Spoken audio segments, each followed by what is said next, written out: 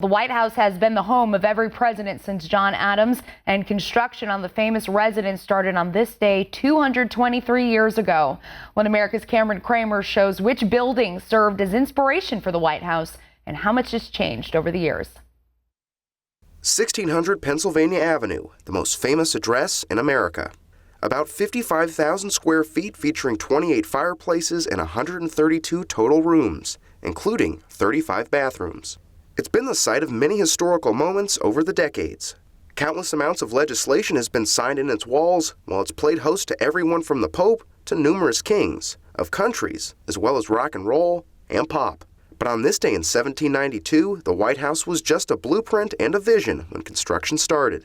A year earlier, George Washington traveled to Charleston, South Carolina, and saw this, the then under construction Charleston County Courthouse, which was designed by Irish architect James Hoban, who was also influenced by the Leinster House in Dublin.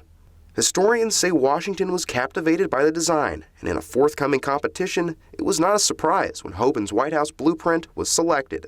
But our first president wasn't entirely satisfied with Hoban's vision. As you can see, this 1793 elevation shows a 3-story, 9-bay home.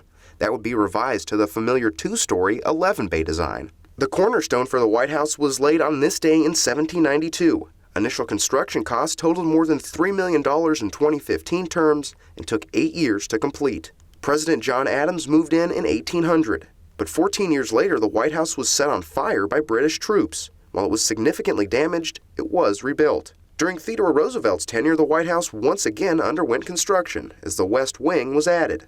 President William Howard Taft further bolstered the West Wing, adding the iconic Oval Office. The White House survived yet another fire in 1929, and the Oval Office was redesigned in 1933. During the Truman administration, the White House underwent a $52 million repair project. Since then, each president has put his personal touch on the dwelling.